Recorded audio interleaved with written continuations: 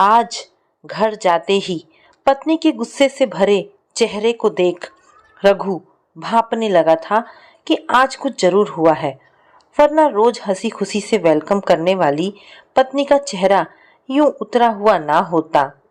लो, तुम्हारी दीदी का पत्र आया है। प्रिया के बढ़े हुए हाथों पर सरसरी सी नजर डाल रघु बोला, रख दो, जरा कपड़े सपड़े तो बदल लूं। पत्र कहीं भागा जा रहा है क्या? प्रिया की हैरत भरी नजरों का मुस्कुराहट से जवाब देता हुआ रघु बाथरूम में घुस गया। प्रिया के उतरे हुए चेहरे का राज भी उस पर खुल गया था। रघु मन ही मन सोचकर खुश उठा। सोच रही होगी कि आज मुझे क्या हुआ है। दीदी का पत्र हर बार की तरह झपट कर जो नहीं लिया। हर साल गर्मी की छुट्टियों में मेरी दीदी के आने का सिलसिला बहुत पुराना था, परंतु विवाह के 5 सालों में शायद ही ऐसा कभी हुआ हो जब उनके आने को लेकर पत्नी से उसकी जोरदार तकरार ना हुई हो। बेचारी मेरी दीदी, जो इतनी आस और प्यार के साथ अपने इकलौते छोटे भाई के घर थोड़े से मान और सम्मान की आशा लेकर आती थी। प्रिया के रूखे बर्ताव व उन दोनों के बीच होती तकरार से अब चंद दिनों में ही लौट जाती थी।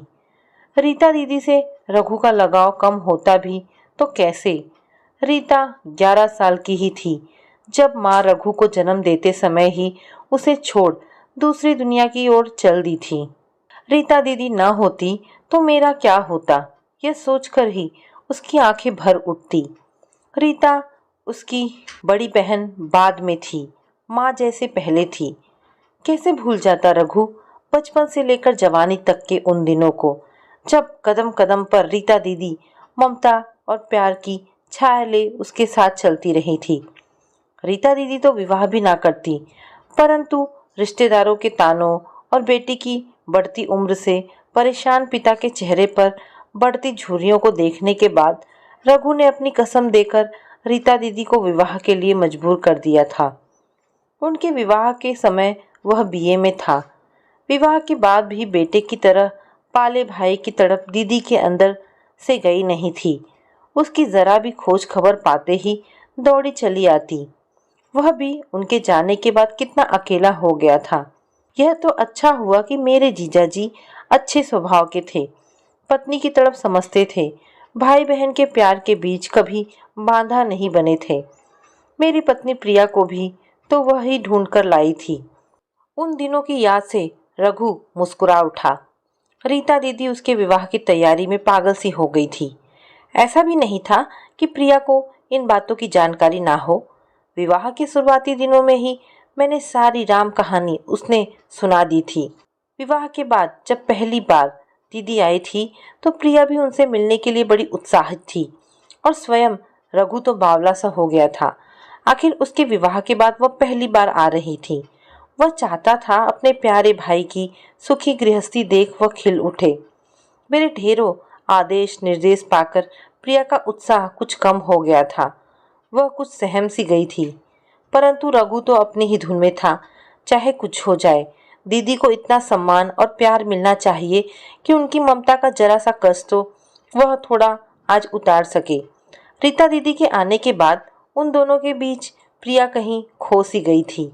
पति और ननद को अपने में ही मस्त पाकर उनके साथ बैठकर स्वयं भी उनकी बातों में शामिल होने की कोशिश करती प्रिया, पर रघु ऐसा मौका ही न देता। तब वह गुस्सा होकर किचन में घुस खाना बनाने की कोशिश में लग जाती।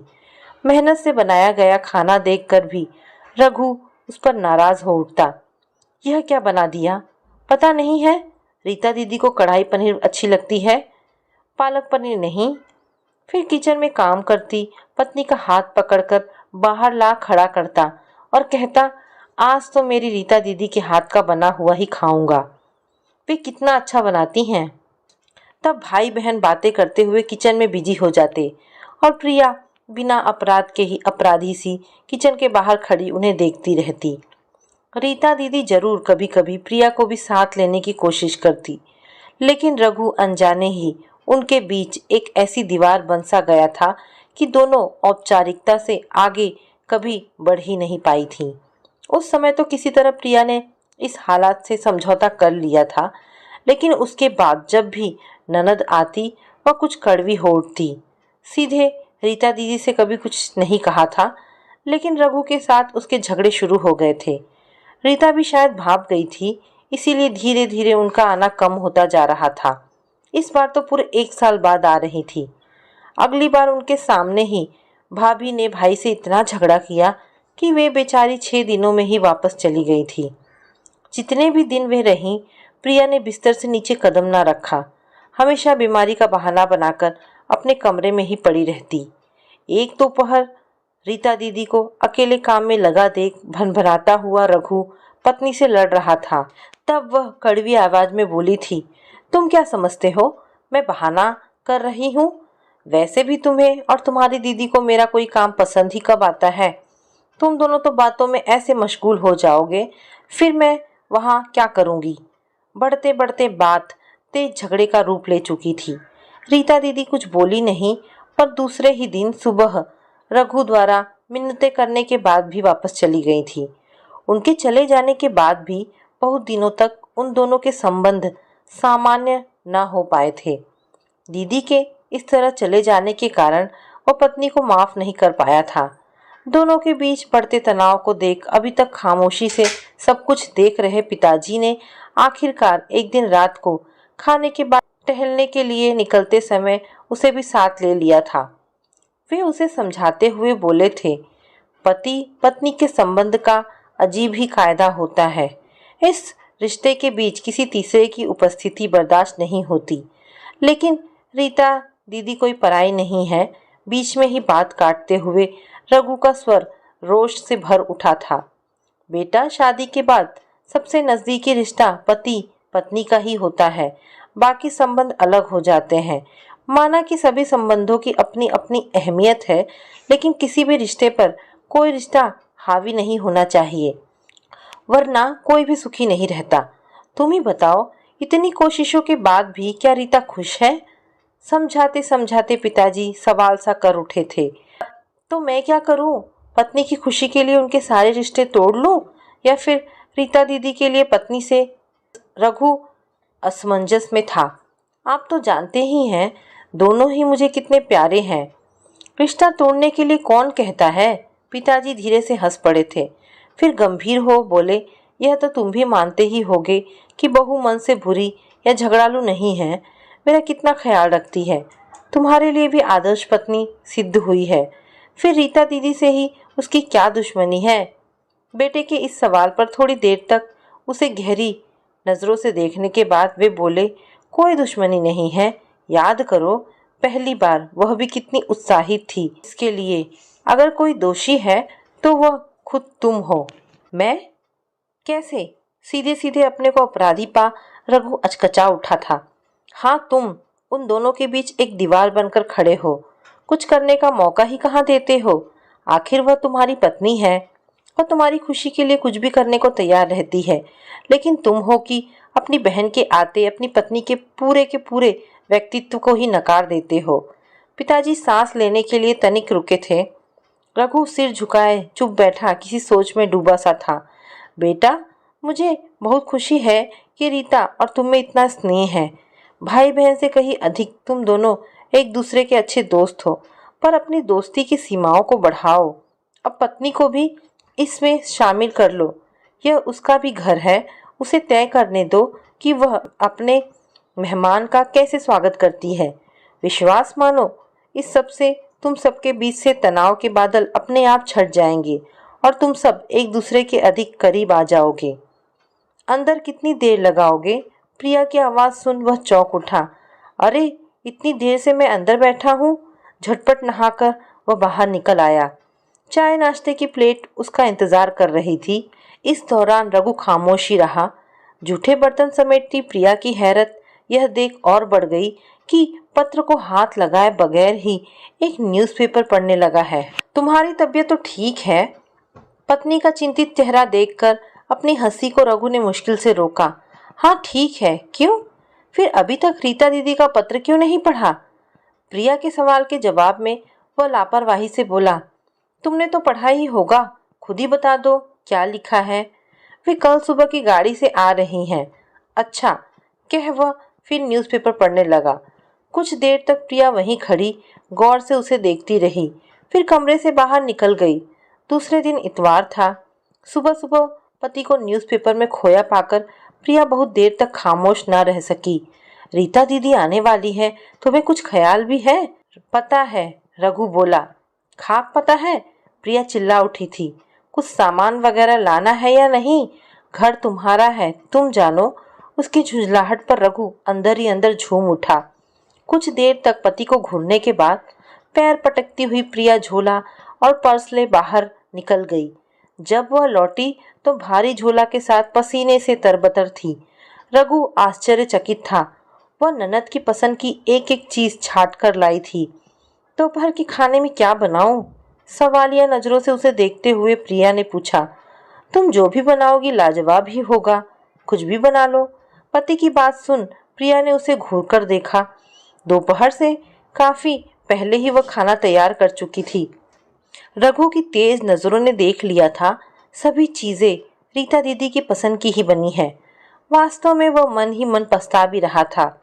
उसे महसूस हो रहा था कि उसके बचकाने व्यवहार की वजह से ही रीता दीदी और प्रिया इतने समय तक अजनबी बन परेशान होती रही।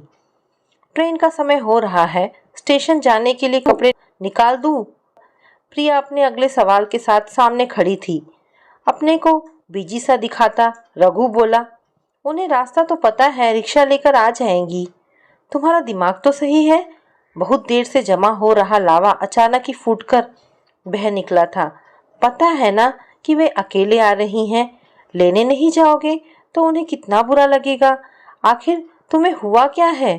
अच्छा बाबा, जाता हूँ, पर एक शर्त पर, तुम भी मेरे साथ चलो। मैं? हैरत में पड़ी प्रिया बोली। मैं तुम दोनों के बीच क्या करूंगी? फिर मैं भी नहीं जाता। उसे अपनी जगह से टस से मस न होते देख आखिर प्रिया ने हामी भर दी। अच्छा उठो, मैं भी साथ चलती हूँ। भाभी को साथ आया देख रीता पहले तो हैरत में पड़ गई, फिर खिल उठी। शायद पिछली बार के कटु अनुभवों ने उन्हें भयभीत कर रखा था। स्टेशन पर प्रिया को भी देख एक पल में सारी शंकाएं दूर हो गई। वे खुशी से पैर छूने को झुकी, रीता दीदी के गले से लिपट गई। रघु सोच रहा था, इतनी अच्छी तरह से तो वह घर में भी कभी नहीं मिली थी। किस सोच में डूब गए? रीता दीदी का खिलखिलाता स्वर उसे गहरे तक खुशी से भर गया। सामान उठा वह आगे आगे चल दिया। प्रिया और रीता दीदी पीछे पीछे बतियाती हुई आ रही थी। खाने की मेज पर भी रघु कम बोल रहा था। प्रिया ही आग्रह कर करके दीदी को खिला रही थी। हर बार प्रिया के अबोलेपन की स्थिति से शायद माहौल तनाव युक्त हो उठता था। इसीलिए रीता अब जितनी सहज व खुश लग रही थी उतनी पहले कभी नहीं लगी थी। खाने के बाद वह उठकर अपने कमरे में आ गया। वे दोनों बहुत देर तक वहीं बैठी बातों में जुटी रहीं। कुछ देर बाद प्रिया कमरे में आकर दबे स्वर में बोली, यहाँ क्यों बैठे हो? जाओ दीदी से कुछ बातें करो ना। तुम हो ना, मैं कुछ देर सोऊंगा। कहते कहते रघु ने करवट बदलकर आंखें मूंद ली। रात के खाने की तैयारी में प्रिया का हाथ बटाने के लिए रीता भी किचन में ही आ गई। रघु टीवी खोलकर बैठा था। भाई की तबीयत ठीक नहीं है क्या? किचन से आता रीता दीदी का आवाज सुन रघु के कान चौकन्ने हो गए। पल भर की खामोशी के बाद प्रिया का स्वर उभरा, नहीं तो आजकल ऑफिस में काम अधिक होने से ज्यादा थक जाते हैं, इसलिए थोड़े खामोश हो गए हैं। आपको बुरा लगा क्या? अरे नहीं, इसमें बुरा मानने की क्या बात है। वैसे भी तुम्हारा साथ ज्यादा भला लग रहा है। पहली बार ऐसा लग रहा है कि अपने मायके आई हूँ। माँ तो थी नहीं जिनसे यहाँ आने पर मायके का मुझे एहसास होता। पिताजी और छोटे भाई का मान दुलार था तो, पर असली मायके का एहसास तो माँ या भाभी के प्यार और अपनेपन से ही होता है। दीदी मुझे माफ कर दीजिए, प्रिया ने जोर से कहा।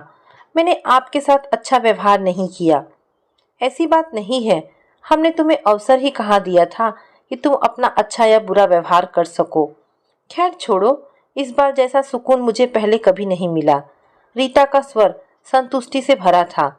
टीवी के सामने बैठे रघु का मन भी रीता दीदी की खुशी और संतुष्टि देख पत्नी के प्रति वे प्यार और गर्व से भर उठा था। सुबह उसके उठने से पहले ही रीता दीदी और प्रिया उठकर काम के साथ साथ बातों में व्यस्त थी। रात भी रघु जल्दी तो सो गया था। वे दोनों जाने कितनी देर तक एक साथ जागती रही थी। जाने उनके अंदर कितनी बातें दबी पड़ी थी जो खत्म होने का नाम ही नहीं ले रही थी। रघु को एक बार फिर अपनी मूर्खता पर पछतावा हुआ। बिस्तर से उठकर वह ऑफिस जाने की तैयारी में लग गया। कहाँ जा रहे हो? आईने के सामने बाल संवार रहे पत्नी को देख रघु रुक गया। ऑफिस? रीता दीदी आई हैं फिर भी? हमेशा दीदी के लिए रघु पहले पूरे साल की छुट्टियां बचा के रखता था। जितने दिन भी वह रहती वे उन्हें घुमाने फिराने के लिए छुट्टियां लेकर घर बैठा रहता था। छुट्टी क्यों नहीं ले लेते? हम सब घूमने चलेंगे, प्रिया जोर देते हुए बोली। नहीं, इस बार छुट्टियां बचा रहा हूँ। शरारत भरी नजर पत्नी के चेहरे पर डालता हुआ रघु बोला। क्यों जी? पत्नी के सवाल के जवाब में उसने उसे अपने पास खींच लिया। क्योंकि इस बार मैं तुम्हें गोवा घुमाने ले जा रहा हूँ। अभी छुट्टी ले लूंगा तो बाद में नहीं मिलेगी। प्रिया की आंखें भीग उठी थी। शायद वह विश्वास नहीं कर पा रही थी कि पति की जिंदगी और दिल में उसके लिए भी इतना प्यार छुपा हुआ है। अपने को संभाल आंखें पोंछती प्रिया बोली, गोवा जाना क्या रीता दीदी से ज्यादा जरूरी है? मुझे कहीं नहीं जाना, तुम्हें छुट्टी लेनी ही पड़ेगी। अच्छा, ऐसा करता हूँ, सिर्फ आज की छुट्टी ले लेता हूँ, वह समझौते के अंदाज में बोला। लेकिन इसके बाद जितने भी दिन रीता दीदी रहेंगी तुम ही उन्हीं के साथ रहोगी। मैं अकेले? प्रिया घबरा रही थी। मुझसे फिर कोई गलती हो गई तो क्या, उसे सुधार लेना। मुझे तुम पर पूरा विश्वास है, मन ही मन सोचता जा रहा था रघु। मैं भी तो अपनी गलती ही सुधार रहा हूँ। वह पति की प्यार और विश्वास भरी निगाहों को पल भर देखती रही, फिर हंसकर बोली, अच्छा अब छोड़ो, चलकर कम से कम आज की पिकनिक की तैयारी करो। रीता पूरे 20 दिनों के लिए रुकी थी। प्रिया और उनके बीच संबंध बहुत मधुर हो गए थे। इस बार पिताजी भी अधिक खुश नजर आ रहे थे। दीदी के जाने का दिन जो नजदीक आ रहा था, प्रिया उदास होती जा रही थी। आखिरकार जीजाजी के बुलावे के पत्र ने उनके लौटने की तारीख तय कर दी। दौड़ी दौड़ी प्रिया बाजार जाकर दीदी के लिए साड़ी और जीजाजी के लिए कपड़े खरीद कर लाई थी। तरह तरह के पापड़ और अचार रीता के मना करने के बावजूद उसने बांध दिए थे। रात की ट्रेन थी। प्रिया दीदी के साथ के लिए तरह तरह की चीजें बनाने में व्यस्त थी। रघु सामान पैक करती दीदी के पास आ बैठा।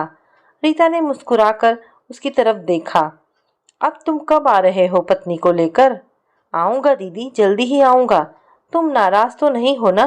किस लिए? उसके बालों में हाथ फेरती हुई दीदी एकाएक ही उसकी बात सुन हैरत में पड़ गई। मैं तुम्हारे साथ पहले जितना समय नहीं बिता पाया ना? रघु बोला। नहीं रे, बल्कि इस बार मैं यहाँ जितनी खुश रही हूँ उतनी पहले कभी नहीं रही। भाभी के होते मुझे किसी भी चीज़ की कमी महसूस नहीं हुई। एक बात बताऊं, मुझे बहुत डर लगता था। तेरे इतने प्यार जताने के बाद भी लगता था मेरा भाई मुझसे अलग हो जाएगा। कभी कभी सोचती शायद मेरे आने की वजह से ही प्रिया और तुम्हारे बीच झगड़ा होता है। तुझे देखने के लिए मन न तड़पता तो शायद यहाँ कभी आती ही नहीं। भाभी के इस बार के अच्छे व्यवहार ने मुझे एहसास दिलाया है, भाई तो अपना होता ही है पर भाभी को अपना बनाना पड़ता है, क्योंकि वह अगर अपनी ना बने तो धीरे धीरे भाई भी पराया हो जाता है। आज मैं सुकून महसूस कर रही हूँ। प्रिया जैसी अच्छी भाभी के होते मेरा प्यारा भाई कभी पराया नहीं होगा। इन सबसे भी बढ़कर पता है उसने क्या दिया है मुझे? क्या? मेरा मायका, जो मुझे पहले कभी नहीं मिला था। भाभी ने मुझे वह सब दे दिया है। रीता की आंखें बरस उठी थी। दीदी को ट्रेन में बिठा रघु उनका सामान व्यवस्थित करने में लगा हुआ था। प्रिया दीदी के साथ ही बैठी उन्हें छुट्टियों में आने के लिए मना रही थी। हमेशा उतरे मुंह से वापस होने वाली रीता का चेहरा इस बार चमक रहा था। ट्रेन की सीटी की आवाज के साथ ही रघु ने कहा, उतरो प्रिया, ट्रेन चलने वाली है। प्रिया दीदी से लिपट गई। जल्दी आना और जाते ही पत्र लिखना। अब पहले तुम दोनों मेरे घर आना। भीगी आंखों के साथ रीता मुस्कुरा रही थी। तो दोस्तों, ये कहानी यहाँ पर समाप्त होती है। आशा करती हूँ आपको ये कहानी ज़रूर पसंद आई होगी। अगर आपको ये कहानी पसंद आई है तो प्लीज़ मुझे कमेंट करके अवश्य बताएं और इस वीडियो को लाइक एंड शेयर करें। धन्यवाद दोस्तों।